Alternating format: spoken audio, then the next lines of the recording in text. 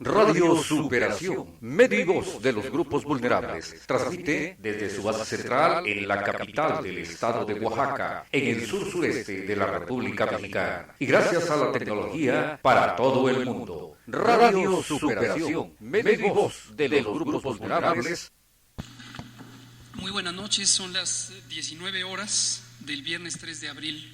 Estamos en la Ciudad de México, en el Palacio Nacional, y vamos a iniciar la conferencia de prensa diaria sobre la situación de la pandemia por el nuevo coronavirus SARS-CoV-2 que causa la enfermedad COVID.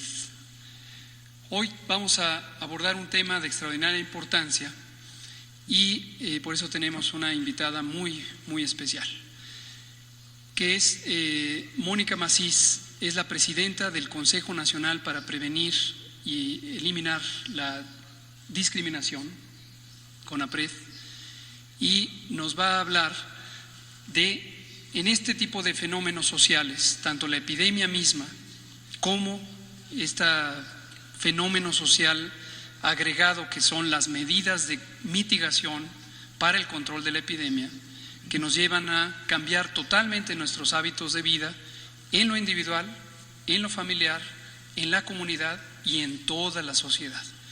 Y como hemos comentado en ocasiones recientes, esto complica en cierta manera la manera en que actuamos, porque no estamos acostumbrados obviamente a estas situaciones tan únicas. Y la preocupación es que esto puede derivar en actitudes negativas hacia los otros, actitudes que se manifiesten en estigma, en discriminación, en rechazo, en aversión y que sean muy negativos, y hay que estar presentes con esta idea para poderla atender y canalizar oportunamente. Muchas gracias, Mónica, bienvenida. Desde luego nos acompaña, como es costumbre, el doctor José Luis Salomía, director general de Epidemiología, y entonces empezaríamos con el informe técnico y después le daríamos la palabra a la presidenta de CONAPRED y yo comentaría un elemento final de viernes antes de pasar a la sección de preguntas y respuestas. Doctora Salomía. Muchas gracias, señor subsecretario. Con su permiso. Buenas tardes a todas y todos. Como podemos ver, el panorama internacional, y si todos los días vamos enfocándonos en ese porcentaje que hemos estado comentando, que hoy está en 76%, que son los casos que iniciaron con síntomas de la enfermedad en los últimos 14 días, es decir, la actividad más reciente o lo que está activo de la pandemia, pues se sigue manteniendo, ¿no? Es decir, la pandemia está activa, todavía se están produciendo transmisión y contagios de la enfermedad, y día con día seguimos teniendo una cantidad similar de casos en todo el mundo. Pero claro, la diferencia viene ya cómo se está llevando a cabo esta transmisión en las diferentes regiones de la OMS, y lo podemos también ver en las gráficas de barras, en donde vemos cómo en un momento la región europea empezó, es la de color azul oscuro que está en el medio, empezó a tomar relevancia a medida que pasaba el tiempo, representando ahora más de la mitad de los casos que se confirman a nivel mundial. Sin embargo, también podemos notar cómo en la carga de enfermedad acumulada, la región de las Américas también mantiene una tendencia ascendente, y día con día, que es el color rojo oscuro que está abajo, también empieza a haber un incremento. De hecho, el día de hoy ya superó el 40% de la carga de enfermedad en las últimas 24 horas, ¿no? Entonces tenemos una pandemia en evolución, que a su vez son epidemias en los países en donde se están presentando. En la siguiente diapositiva podemos ver la actualización de nuestra carga de enfermedad en México. El día de hoy se confirmaron 178 nuevos casos de COVID-19, elevando entonces la estadística a 1,688 casos confirmados. Igualmente también se eleva la cantidad de casos negativos, que son 8,602, y se tuvo también lamentablemente el deceso de 10 personas, teniendo ahora la cantidad de defunciones en 60. 1.688 son las personas que hasta el momento han sido estudiadas y que precisamente están distribuidas en las diferentes cuadros o números de salida. El mapa de la República Mexicana, si vamos haciendo memoria de los últimos días, prácticamente se mantiene similar en relación a la carga de enfermedad por estado. Sin embargo, en la siguiente diapositiva podemos ver un poco mejor cómo se marcan estas diferencias de lo que es la carga de enfermedad como tal, resaltando lógicamente la Ciudad de México, pero recordando también que precisamente tengamos una mayor carga poblacional, es decir, concentración de personas, es donde vamos también a estar esperando que tengamos más número de casos. Pero si vemos contrastada, ya lo decíamos, esta carga poblacional, que sería la siguiente diapositiva, es decir, si sacamos una tasa de incidencia por cada 100,000 habitantes, pues entonces tenemos una distribución que nos permite ahora sí hacer una comparación de en su momento esta carga o cómo se está presentando la epidemia en los diferentes estados de la República. Y si bien es cierto, Ciudad de México continuaría en un momento con esta mayor carga, ya la diferencia por tasa de incidencia acumulada varía en los diferentes estados, como ustedes lo pueden ver. En la siguiente diapositiva veremos la distribución por edad. También, como pueden ver, se ha mantenido prácticamente en una tendencia similar, en donde la mayor cantidad de casos son nuestros adultos jóvenes. También hay una afectación importante en los mayores de 65 años y se mantiene un predominio del 58% en hombres. En la siguiente diapositiva vemos esta misma distribución por grupo de edad, pero reflejada en relación a la proporción de personas que han tenido que ser hospitalizadas, es decir, que desarrollaron una enfermedad ya no leve, sino que en su momento presentó algún signo de alarma, por lo tanto tuvo que ser ingresada a un segundo nivel de atención.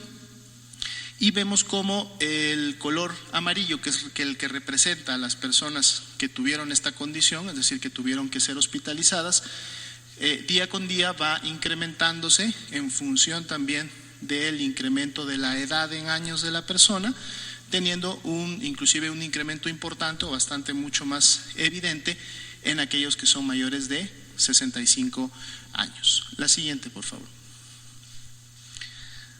Aquí vemos ahora el análisis de las 60 lamentables defunciones que han ocurrido, a comparación de la distribución por grupo de edad que veíamos en los casos confirmados. Aquí sí las defunciones es más evidente aún de que se concentran en grupos de edad más avanzados. Podemos ver la mayor carga o barras de estos grupos poblacionales precisamente en las edades arriba de 60. La distribución sigue siendo similar, si recordamos las presentaciones anteriores, en donde hay un predominio de un 86% en hombres. En la siguiente diapositiva podemos notar la distribución por estado, de cómo han estado ocurriendo estas defunciones. Igual recordemos que si hay una mayor carga de enfermedad, es decir, número de casos en un estado, entonces las proporciones que ya conocemos que se dan de casos graves y en su momento de pacientes críticos también se incrementan en estas localidades. Por eso no sería de llamar la atención que en los estados con mayores concentraciones poblacionales y con mayor cantidad de casos confirmados es también donde podemos observar una carga importante de defunciones. En la siguiente diapositiva podemos ver nuevamente la distribución de cómo se ha comportado la comorbilidad o la presencia de estos factores de riesgo, y es importante utilizar esta información precisamente para, durante esta Jornada Nacional de Sana Distancia, hacer un llamado a la población. Si usted es una persona mayor de 60 años de edad, si usted es una persona con diabetes, con hipertensión, con obesidad, con algún problema pulmonar o cardíaco, se los invita a quedarse en casa. Quedarse en casa significa generar una protección en estos momentos en donde la epidemia está iniciando su incremento en relación a la carga de enfermedad y por lo tanto el riesgo de que usted, si no se queda en casa, se pueda contagiar en un ambiente comunitario. Y por eso es importante atender las medidas de esta Jornada Nacional de sana distancia que al menos se han emitido hasta el 30 de este mes. En la siguiente diapositiva, esta es una diapositiva nueva que queríamos también mostrarle, es precisamente el porcentaje de positividad. ¿Qué es el porcentaje de positividad? De todas las personas que en un momento son clasificadas como casos sospechosos, es decir, una persona que presentó a lo mejor tos con fiebre, o a lo mejor presentó tos y dolor de cabeza, o presentó fiebre y dolor de cabeza, presentó algunas de estos 3 signos o síntomas, al menos 2 de ellos, y además cualquier otro signo o síntoma característico de una infección respiratoria aguda, se clasifica como caso sospechoso. Sin embargo, sabemos que en este momento no solamente está circulando COVID-19, de hecho estamos todavía a 4 semanas de que termine la temporada de influenza, y además sabemos que en el periodo invernal todavía siguen circulando otros tipos de virus respiratorios. Entonces el porcentaje de positividad es importante porque nos ayuda a evidenciar de todos estos casos que son clasificados sospechosos, es decir, de todas las personas que en un momento están cursando con una infección respiratoria aguda, cuántas realmente tienen COVID-19 o fueron positivas, en este caso a COVID-19.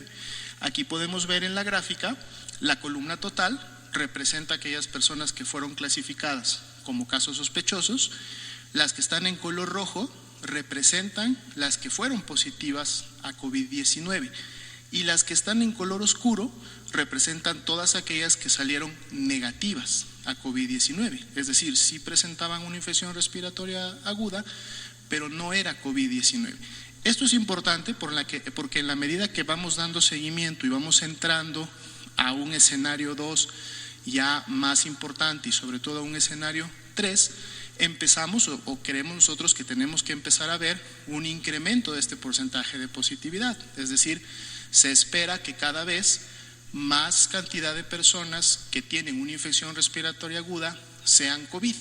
En este momento ese porcentaje se ha mantenido alrededor del 20%, que quiere decir que de cada 10 personas que tienen una infección respiratoria aguda como tal, 2 están siendo por COVID-19.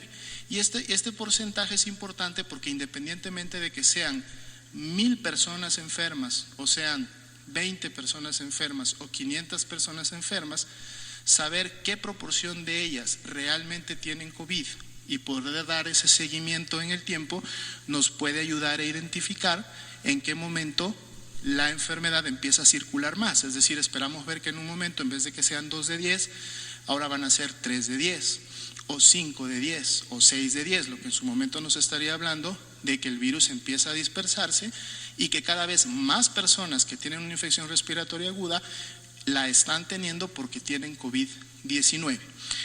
Es importante en este gráfico también mencionar, para que no se lleve una interpretación inadecuada, que recordemos que estamos ante una enfermedad que tiene un periodo de incubación que fluctúa entre los 5 y los 6 días.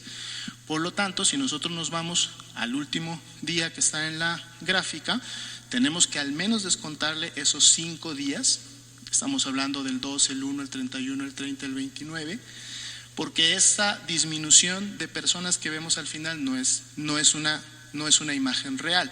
La imagen real realmente está ahí por el día 26, en donde todavía vemos cómo hay una tendencia ascendente, pero que de todas maneras en la parte superior se estabiliza. Eso vamos a ir viendo cómo va cambiando. Lo que quiero decir es que la disminución de los últimos 5 o 6 días no es porque haya una disminución de casos, es porque durante esos 5 o 6 días hay personas que todavía están incubando la enfermedad y que en su momento empezarán a expresar sintomatología y empezarán a aparecer en esta gráfica. Pero lo importante de la gráfica es precisamente ese porcentaje de positividad que estaremos puntualmente dándole seguimiento para ver cómo empieza a incrementar o no la transmisión de COVID. En la siguiente diapositiva tenemos el mismo porcentaje de positividad, pero ahora por estado. Es decir, cada entidad federativa también ha detectado, ha clasificado casos sospechosos, les ha tomado la prueba y ha confirmado casos. Y aquí podemos ver cómo, más allá de que hay unos estados que han confirmado más casos, es decir, tienen una cantidad de personas en color rojo mayor que otros estados. Cuando vemos el porcentaje de positividad, prácticamente este porcentaje se ha mantenido también entre un 20 y un 30%. Es decir, que más allá que, por ejemplo, Ciudad de México tenga la mayor cantidad de casos confirmados, su porcentaje de positividad está en el 30%. Es decir, que de cada 10 personas que han sido muestreadas y estudiadas por una infección respiratoria aguda, 3 de ellas en este momento o hasta este momento solamente han sido COVID-19. De ahí la importancia de poder estar dando seguimiento a este indicador. En la siguiente diapositiva vemos nuestra curva de casos acumulada, un poco para tener también el comparativo con otros países a los que hemos estado dando seguimiento y ver cómo se está comportando esta curva posterior o en seguimiento a cuando inició de manera oficial la jornada de salud, la jornada de sana distancia a nivel nacional y el reforzamiento que en su momento vino una semana después y que es esta precisamente la que estamos por cerrar el día de mañana. Y en la siguiente veremos también nuestra misma curva de casos acumulados, pero también de casos incidentes, para en su momento ver cuál es la tendencia de esta confirmación de casos de la que estábamos hablando. Decíamos que el día de hoy se habían confirmado 178 nuevos casos, ahí están expresados, pero de alguna manera es una tendencia similar a la que hemos observado en la última semana. Esta tendencia también es importante darle seguimiento porque en la medida que vayamos avanzando en el escenario 2 y posteriormente en el escenario 3, esperamos ver también un incremento de cómo día con día se van confirmando más y más casos. Ese sería el panorama para el día de hoy. Gracias, doctora Lomía. Le damos la palabra a la maestra Mónica Macís. Muchas gracias. Muy buenas tardes a todos y a todas. Quiero agradecer al doctor Hugo López-Gatell por la invitación y por el espacio este día de hoy para poder hablar sobre la prevención de la discriminación en este contexto de COVID-19.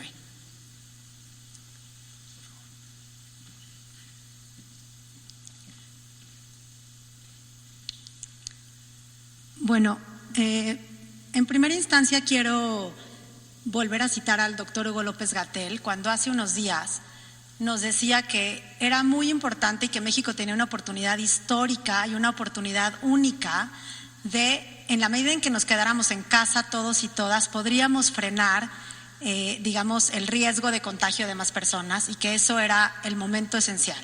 Entonces también nosotros desde CONAPRED queremos hacer un llamado a la ciudadanía y también decirles que es una oportunidad histórica ahorita, así como quedarse en casa, para poder tener el paso de una contingencia de este tipo y de una situación como la que está viviendo nuestro país, que sea de forma empática, que sea de forma solidaria, que sea de forma recíproca y cuidadosa.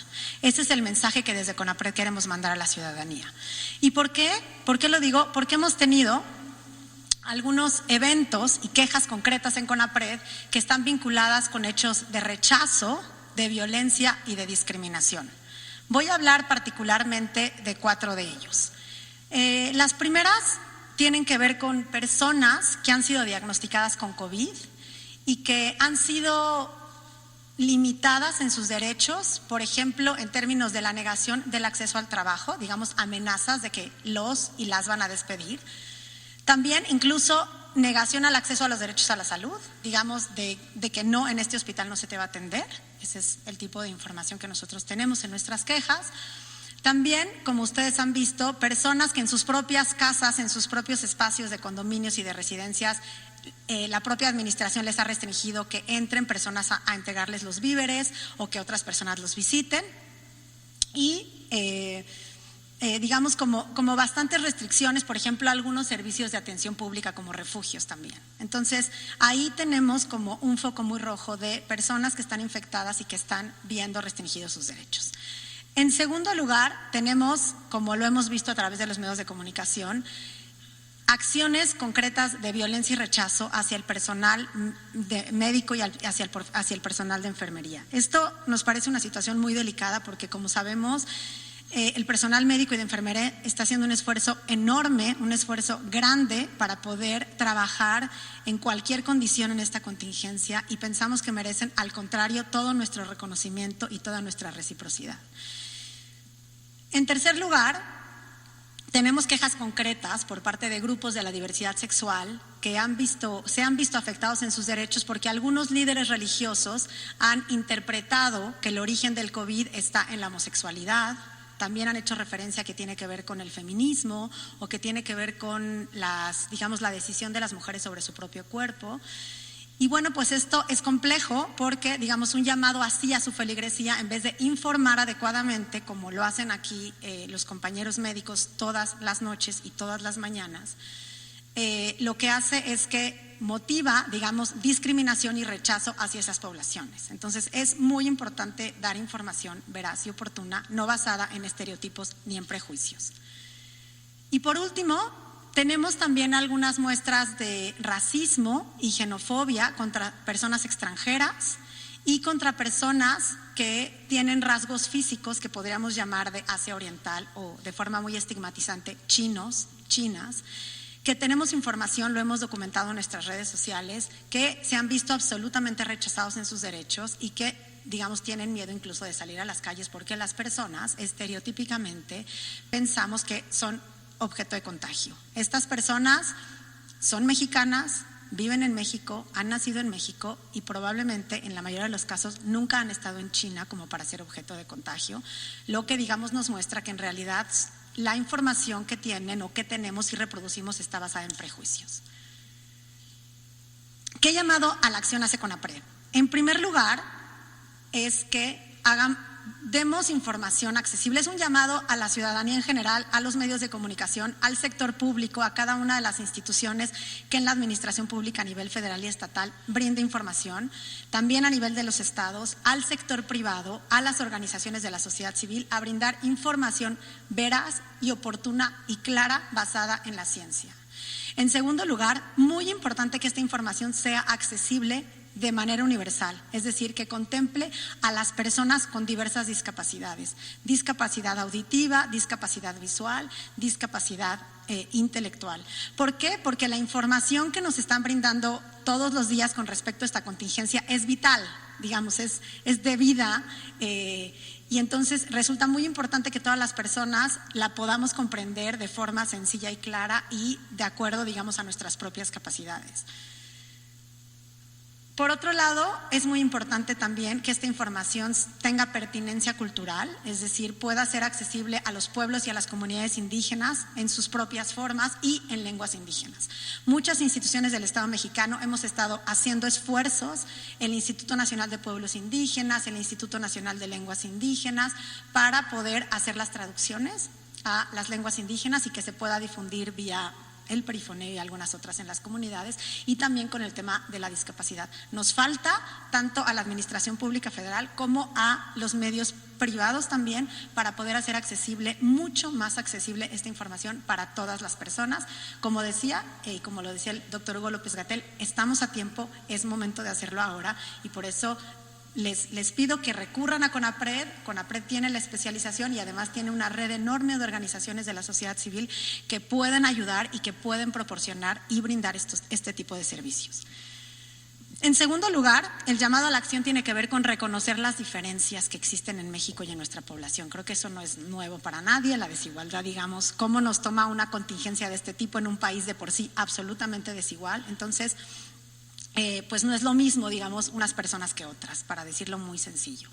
De acuerdo con datos, en México, solamente 4 de cada 10 personas, más bien 6 de cada 10 personas tienen seguros, prestaciones y tienen también un contrato formal. Es decir, 4 de cada 10 personas no tienen un sueldo fijo y no tienen prestaciones médicas, lo cual les hace mucho más difícil, cumplir la instrucción de quedarse en casa.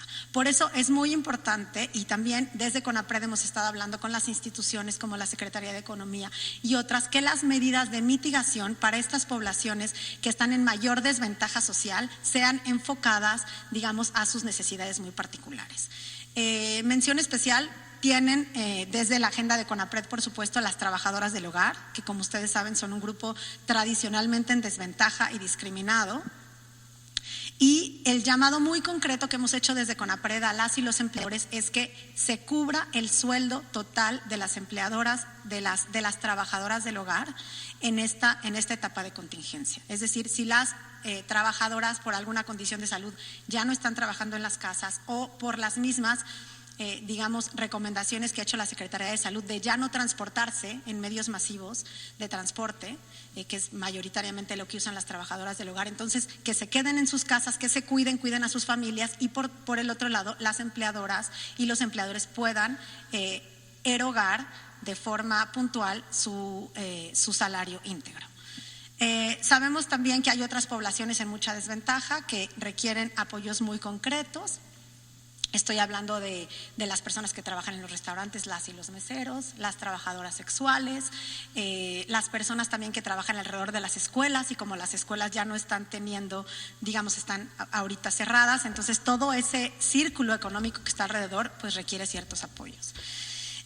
También, como en este punto de reconocer las diferencias, es muy importante también reconocer los esfuerzos que se están haciendo desde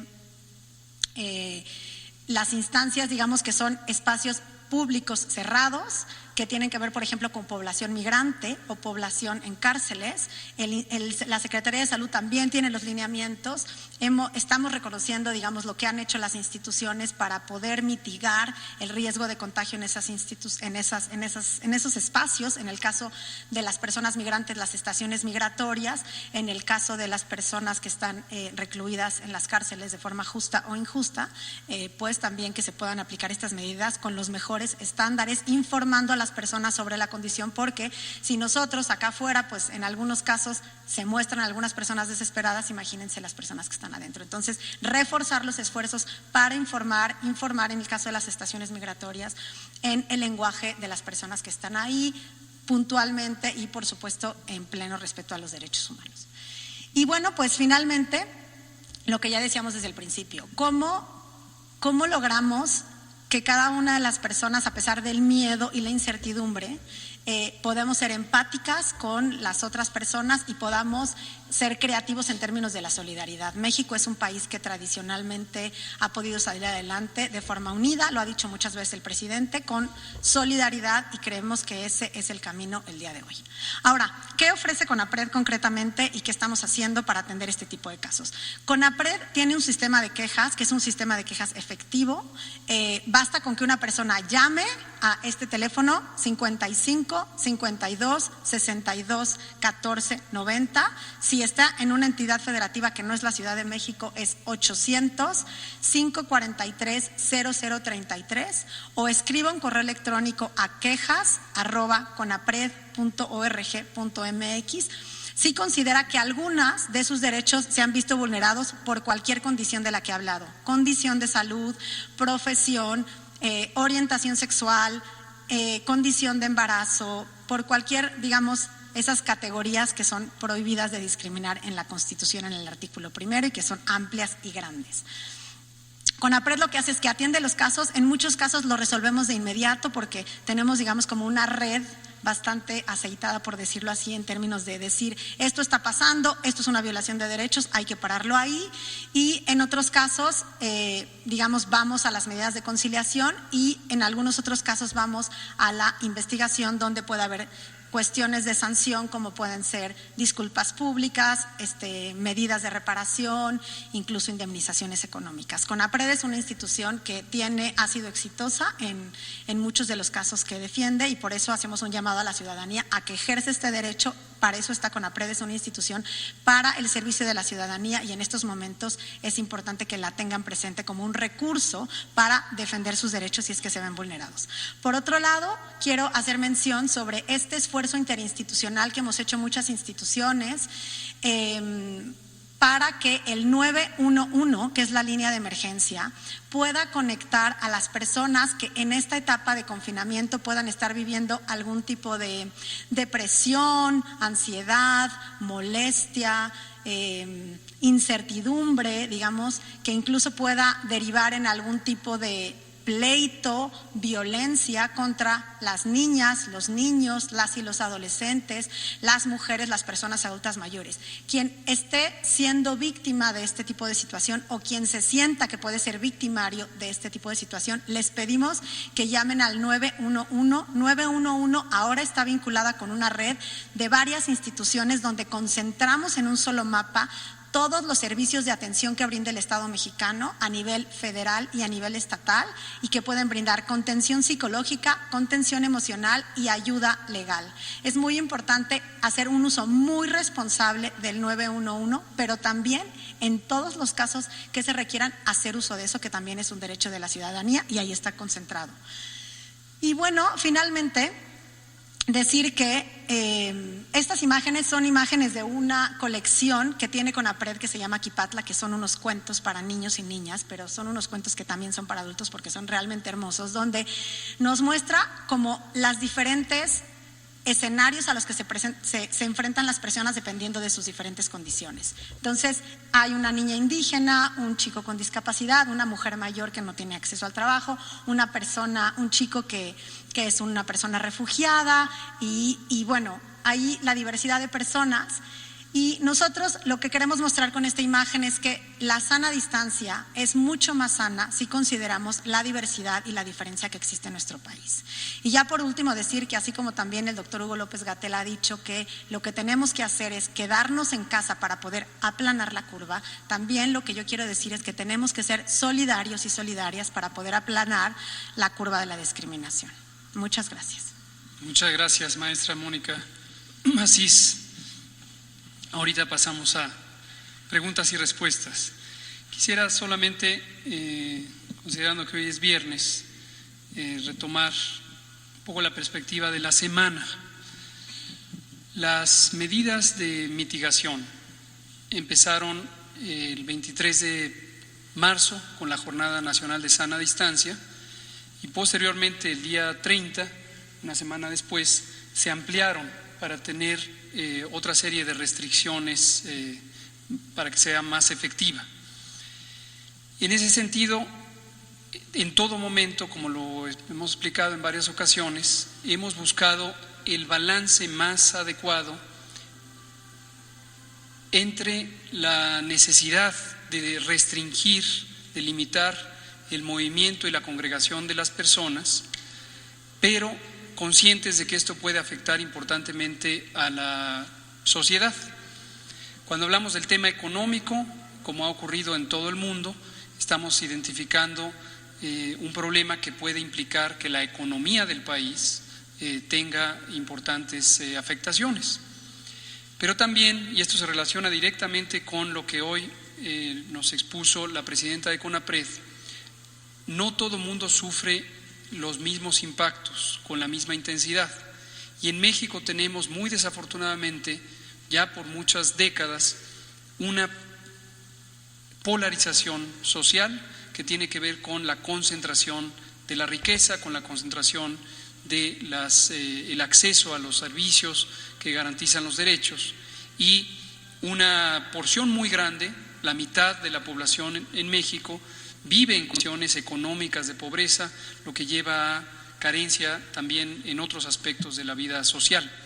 Como lo ha señalado el presidente, esto se manifiesta de manera muy directa en las personas que viven al día, que no tienen una capacidad de ahorro y que obviamente pueden tener un mayor impacto con este tipo de medidas.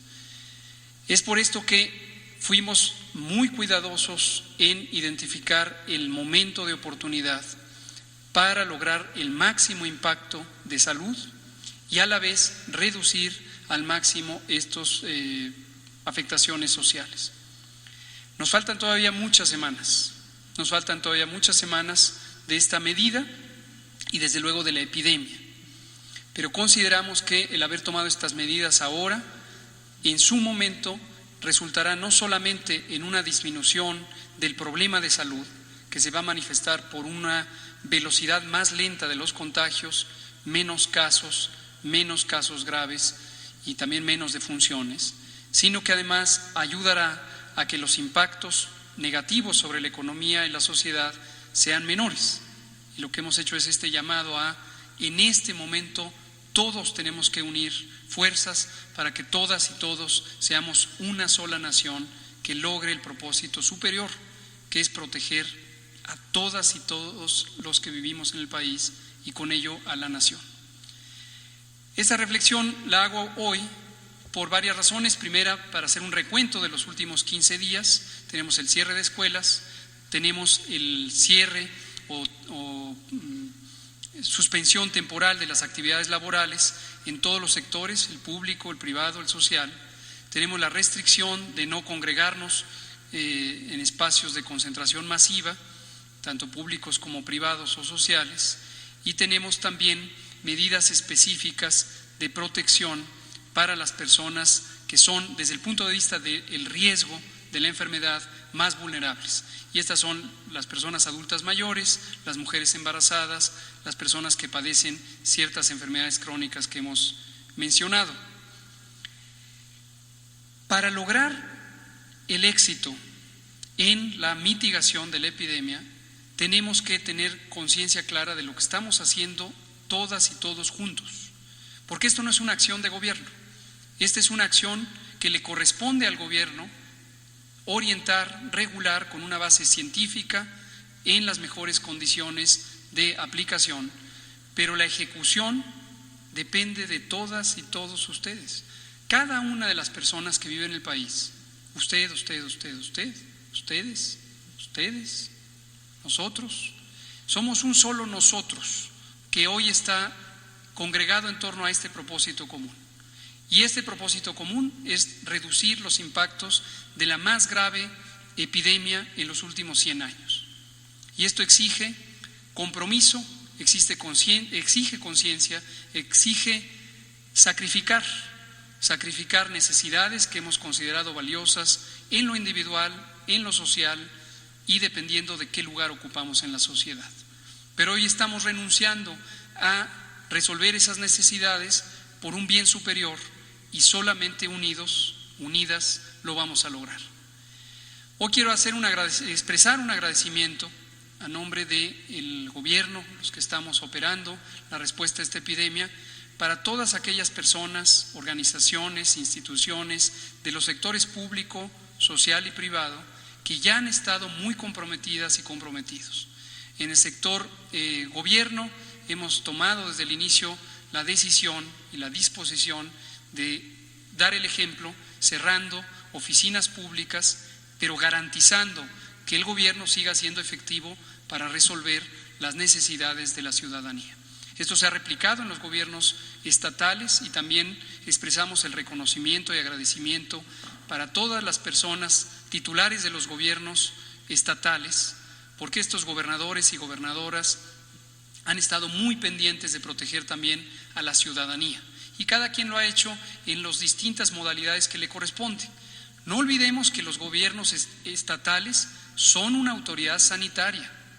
La autoridad sanitaria no es solamente la Secretaría de Salud Federal. Los gobiernos estatales tienen una responsabilidad específica en que estas medidas de carácter general se apliquen en el nivel estatal. Y a su vez, los gobiernos municipales tienen todo un tramo de responsabilidad para que las medidas se cumplan y se hagan efectivas, supervisando que los espacios públicos que son regulados en el nivel municipal también cumplan la medida. Estos espacios públicos, restaurantes, hoteles, plazas, playas, jardines, iglesias, etcétera, están regulados en términos de su uso por la autoridad municipal. Entonces, es toda una cadena de responsabilidad en la parte gubernamental. En la parte social notamos que hay un gran compromiso, diversas organizaciones se sumaron desde el inicio, aún antes de estas medidas que fueran formalmente establecidas, y lo han hecho con gran vigor. En el sector privado también el agradecimiento porque hay empresas que saben que van a tener afectaciones económicas importantes y han decidido renunciar a esa riqueza, pero manteniendo el bienestar de los trabajadores y trabajadoras, asegurándoles el salario completo de todo el mes y no poniendo en riesgo la relación de contratación de las personas trabajadoras. Todavía falta. Todavía hay sectores o subsectores de la rama privada que están más atentos a el tema de la estabilidad económica de sus empresas que a esta medida de carácter colectivo. Y quisiera finalmente señalar que es claro que nadie está exento del riesgo. En una situación como esta es como ir en un barco en alta mar. No nos podemos dar el lujo de la discordia, no nos podemos dar el lujo de creer que podemos salvarnos en lo individual. Tal como decía Mónica Macís, esto es un acto solidario, solamente con la suma de esfuerzos se puede lograr. Cada persona en lo individual contribuye muy poquito a reducir la transmisión, pero el propósito no es que se defienda del riesgo de contagio en lo individual. El propósito es que si esa persona la multiplicamos por millones, por 127 millones de mexicanas y mexicanos, hacemos un todo que es extremadamente vigoroso.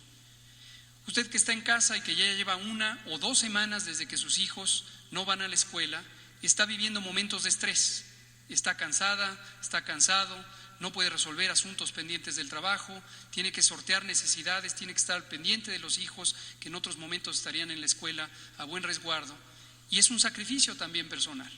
Entendemos eso y agradecemos, por lo tanto, el empeño que tiene usted en defender no solo a su familia de un fenómeno como este, de una infección, sino contribuir al bienestar de todas y todos los demás. Y en ese sentido también quisiera terminar haciendo un llamado a la paciencia. Definitivamente esto requiere paciencia, requiere voltear a ver al interior de lo mejor que tenemos todas y todos, porque esa actitud positiva, compasiva, solidaria, es la que nos va a mantener unidos hoy y unidos mañana. Y solo así podemos tener una sociedad que saque el mayor provecho de uno de los mayores retos de la historia reciente. Vamos a abrir a preguntas y respuestas. Vamos a empezar hoy por atrás. Héctor, sí, ya habíamos dicho que empezábamos de atrás para adelante. Gracias, doctor. Yo le tengo 3 preguntas. Héctor Herrera, de Grupo Fórmula y columnista del diario 24 Horas. La primera es sobre esto, sobre la mascarilla. Parece ser que al interior de la Organización Mundial de la Salud ya hay una discusión sobre la utilización de la mascarilla.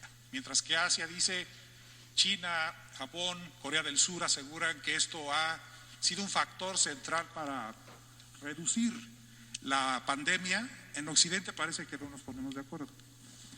¿Qué hay sobre esto, doctor? La segunda, ¿cuándo podremos tener una vacuna, un tratamiento? Y se está hablando en estos días de un tratamiento basado en plasma derivado de pacientes recuperados. ¿Esto es cierto o es falso, doctor? Y la última, que tiene que ver con la verdad o la falsedad de la información. Precisamente la Organización Mundial de la Salud acaba de acuñar en 2019 un término que es la infodemia y que tiene que ver precisamente con la desinformación en torno a esta epidemia del COVID-19. Desde el campo técnico, doctor, usted que ha dado gestos de buen comunicador, ¿qué podemos añadir a nuestro trabajo para que la gente no caiga, un poco vincularlo con lo que ha dicho la maestra Maxisi, a que la desinformación, la falsedad, los rumores, las noticias falsas están causando incluso agresiones contra médicos, contra enfermeras? Entonces, y esto es ignorancia al final, o miedo, no sé. Entonces son esas 3. Gracias, doctor. Muchas gracias. Respecto a los posibles tratamientos o vacunas, como hemos respondido, desafortunadamente no es un proceso rápido. Lo más probable es que primero acabe la epidemia, la pandemia, antes de que haya una vacuna directamente útil. De todos modos, no será un esfuerzo en vano en la medida en que estos virus pueden regresar y si hay una vacuna podrá servir para protegernos de la siguiente ocasión. Respecto a este tratamiento específico que habla de utilizar el plasma de personas que ya se han recuperado, con la esperanza de retomar del plasma, el plasma es el componente líquido de la sangre con ciertas proteínas, esto nos permitiría eventualmente proteger a personas que pudieran estar susceptibles. Esto quisiera esperar porque el próximo miércoles o jueves he invitado al doctor Jorge Trejo, director del Centro Nacional de Transfusión Sanguínea, quien está coordinando esfuerzos en este sentido junto con la Comisión de los Institutos Nacionales de Salud, y lo explicará en detalle. Respecto a la mascarilla, y lo voy a relacionar precisamente con la infodemia, es común que surgen de repente oleadas informativas que muy posiblemente en el ánimo de la esperanza de encontrar una alternativa, una solución, una respuesta a la necesidad, se vuelven muy populares. Esto pasó con el tema de que si Corea había hecho muchas pruebas y por eso tuvo un mejor control. Ahora viró al tema de las mascarillas, empezó con un video de que en la República Checa habían hecho esto y por eso resultó. Pero la popularidad de esta información no necesariamente corresponde con la solidez científica de la evidencia. Entonces, efectivamente hay una observación un tanto circunstancial, a pesar de que es masiva, de que 3 países asiáticos utilizaron más ampliamente las mascarillas. No fue como una indicación del gobierno en esta ocasión, sino se ha incorporado más a las costumbres de la región, y se contrasta con los países europeos o los países en América que no las han usado, y por lo tanto se intenta hacer esta relación entre mascarillas y mejor control. Pero es una observación, no es una evidencia científica clara. Suena lógico, es decir, tiene cierta congruencia con la evidencia científica en el sentido de que si masivamente se usaran mascarillas, las personas que empiezan con síntomas tendrían una protección antes de contagiar. Recordamos aquí que la protección es que la persona con infección no contagie a los demás. No sirven las mascarillas para protegerse si soy susceptible y quiero tener una defensa contra que me caigan las partículas contagiantes de secreciones respiratorias. Está claro, porque el virus entra también por los ojos, o si tengo la mascarilla y me estoy tocando la cara porque ya me dio calor o me da comezón, entonces me estoy también llevando con las manos la posibilidad de infectar. Estados Unidos en las últimas horas, el Centro de Control de Enfermedades recomendó el uso masivo de mascarillas, pero no debemos confundirlo con una recomendación totalmente fundamentada en ciencia. Lo resumo, ante la ausencia de otras alternativas, siempre existe la idea de usémosla. Y el llamado es, en este momento, varios grupos sociales han estado promoviendo la fabricación de mascarillas. Lo que no tendría sentido es que las mascarillas quirúrgicas, que son las que se fabrican con ciertos estándares industriales, y mucho menos las rígidas, las N95, se desperdiciaran utilizándolas como un mecanismo de protección que todavía no tiene una fuerte evidencia científica. Pero sí, si está la ciudadanía en posibilidades de fabricar sus propias mascarillas, de hecho así lo formuló como recomendación los Centros de Control de Enfermedades de Estados Unidos, puede ser un elemento, llamémosle, auxiliar de la prevención. Ahora, déjeme terminar con lo de la infodemia, porque se relaciona también con lo que decía la maestra Macís, efectivamente. El odio y con ello la fobia y la discriminación y el estigma están cimentados en una combinación muy tóxica de ignorancia y miedo. Ignorancia y miedo. Entonces, efectivamente, estas dos pulsiones humanas, o vivencias humanas, experiencias humanas, pueden llevarnos a confundir y a ver al otro como extraño y querer encerrarnos en nosotros mismos rechazando lo demás. Eso es muy inadecuado, como he explicado. El control de una epidemia requiere la solidaridad, la conjunción humana. Hay que estar al pendiente porque todos recibimos noticias hoy día por las redes sociales y demás medios electrónicos, y no caer en la trampa de creer a la primera si no hay una verificación por otras fuentes que lo que se ve ahí es real.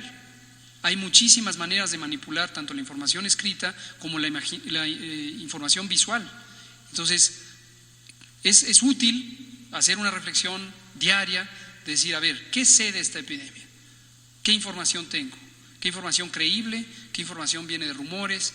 Y poder discriminar y decir, esto es útil, esto no, esto es creíble, y todos los días platicarlo con amigos, con familia, para tener los pies en la tierra y poder seguir actuando de esa manera. Vamos ahora, aquí enfrente, usted, adelante. Y luego de este lado, exacto. Doctor, usted ya está muy reciente. Ustedes, buenas tardes. Dos compañeras de acá. Por favor. David Pérez de Tejada, de Informe 24 de Audiorama. Primero, que si nos pudiera explicar qué pasa con los pacientes que ya son como dados de alta, si llevan un seguimiento especial, tienen que tener ciertos cuidados o simplemente ya pueden salir a la calle, porque ha explicado también que cuando se infecta pues se vuelve inmune. ¿Qué pasa con ellos? También sobre estos filtros que estamos teniendo los periodistas cuando venimos a las conferencias mañaneras, a esta. ¿Qué pasa si se detecta a un compañero que está con síntomas? El gobierno se le apoya, le hacen un seguimiento pensando en que la mayoría de los compañeros periodistas no tenemos seguro. Hay un seguimiento con eso, y si se le ha planteado al presidente, en dado caso de que suba esta pandemia, poder realizar las conferencias mañaneras. Él mismo ha dicho que no quiere dejarlas porque pues es un medio para combatir las fake news, pero se pudiera hacer estas conferencias mañaneras, se lo han planteado al presidente. Y la última, sobre la convocatoria que hicieron ayer, y nos decían que no había límite para estas personas. Quiero suponer que también implica contratar a jubilados en el sector salud, pero tendrán un rango de edad por aquello de que estén en el rango de personas con peligro de contagio. Esas serían las tres preguntas. Muchas gracias. Empiezo por la última. La convocatoria de médicos para el bienestar o personal médico para el bienestar, porque incluye también enfermeras, enfermeros y otro personal de salud, es amplia. Es amplia, hay mucho talento en México y hay talento en los recién graduados de la escuela de medicina o de la especialidad o de la escuela de enfermería, de la especialidad, y también en quienes son más veteranos, quienes tienen experiencia y ya se jubilaron. Y todas y todos son muy bienvenidos a participar en la convocatoria y aprovechar ese talento.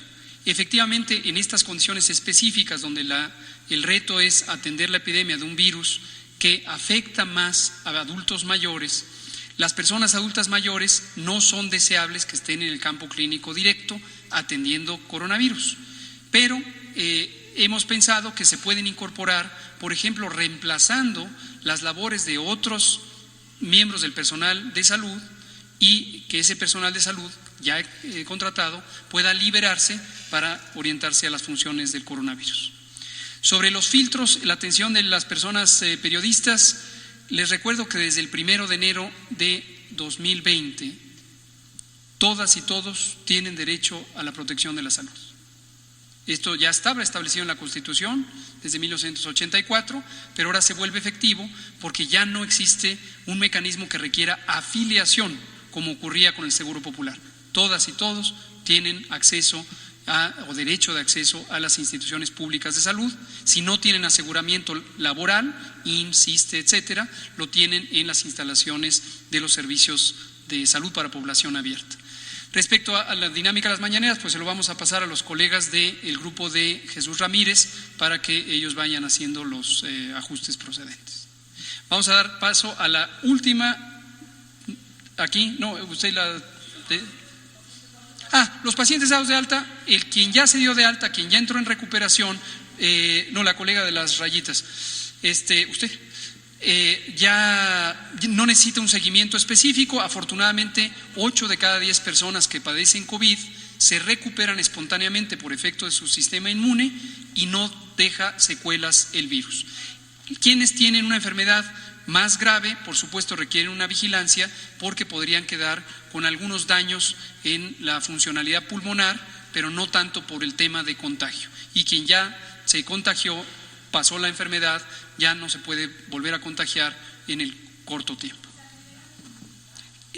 Esto se sigue estudiando, no hay todavía una respuesta científica contundente sobre la intensidad de la inmunidad, la duración de la inmunidad, pero de acuerdo a la experiencia con otros coronavirus como el SARS, el MERS, se infiere que la duración de la inmunidad puede ser prolongada.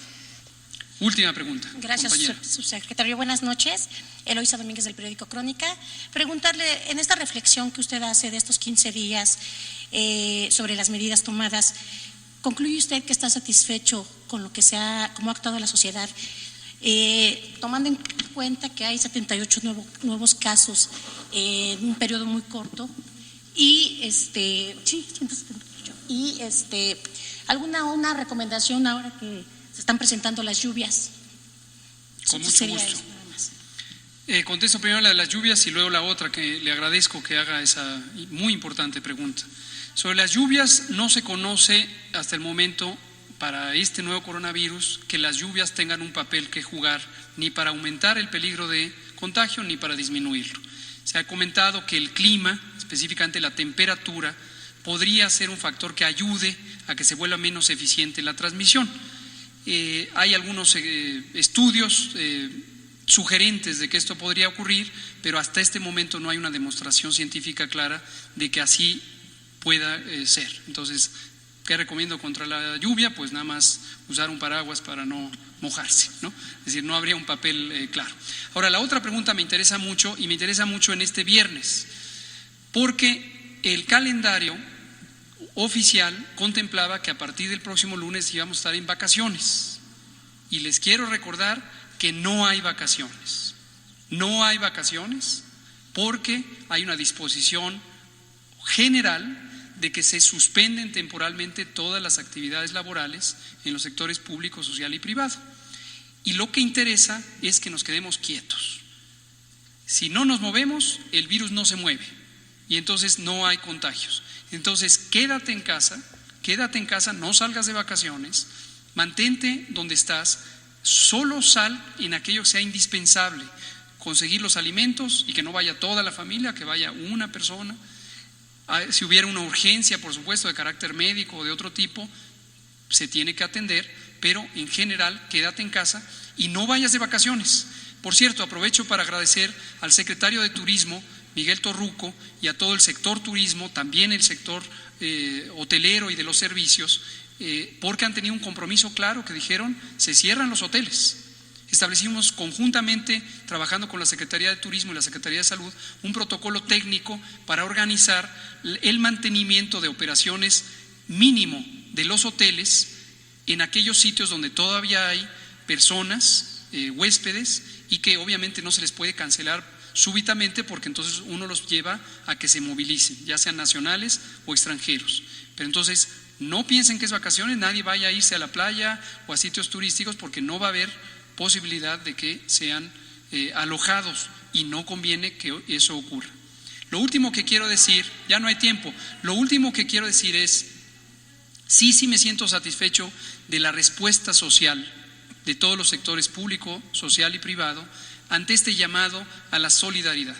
Todavía es temprano para tener evidencia demostrativa del efecto positivo que va a tener el cierre de escuelas, el cierre temporal de los trabajos y en la transmisión.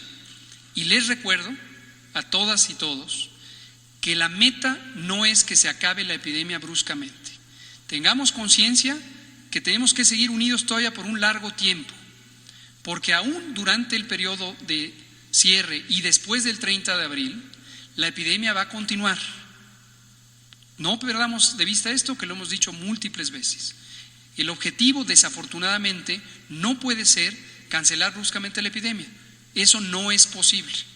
Pero lo que sí es posible, y en eso están contribuyendo todas y todos ustedes, es en este fenómeno que le llamamos aplanar la curva, que la cantidad de contagios sea menor, por lo tanto la cantidad de personas enfermas sea menor, por lo tanto la necesidad de hospitalización sea menor y finalmente la oportunidad de atender a todas y todos los que así lo necesiten sea más amplia, suficiente y evitemos pérdidas de vidas o daños graves. Todos tenemos que seguir. Se acabó el tiempo. Gracias. Mañana seguimos. Muchas gracias. Buenas noches. Radio Superación, medio y voz de los grupos vulnerables, transmite desde su base central en la capital del estado de Oaxaca, en el sur-sureste de la República Mexicana. Y gracias a la tecnología para todo el mundo. Radio Superación, medio y voz de los grupos vulnerables, emisora fundada en el 2004 por Editorial Corporativo de Medios de Comunicación. Radio Superación, medio y voz de los grupos vulnerables, te saluda en este 2020. Radio Superación, medio y voz de los grupos vulnerables. Hola, soy Susana Distancia. Tengo un superpoder que me ayuda a frenar al COVID-19. Cuando extiendo mis brazos, puedo crear un espacio de 1,5 metros que me mantiene lejos del malvado coronavirus. Esa es la sana distancia. ¿Sabes qué es lo mejor? Que tú también lo tienes. Pero ojo, aunque tenemos que estar separados, unidos y solidarios, saldremos adelante. Porque si te cuidas tú, nos cuidamos todos. Gobierno de México.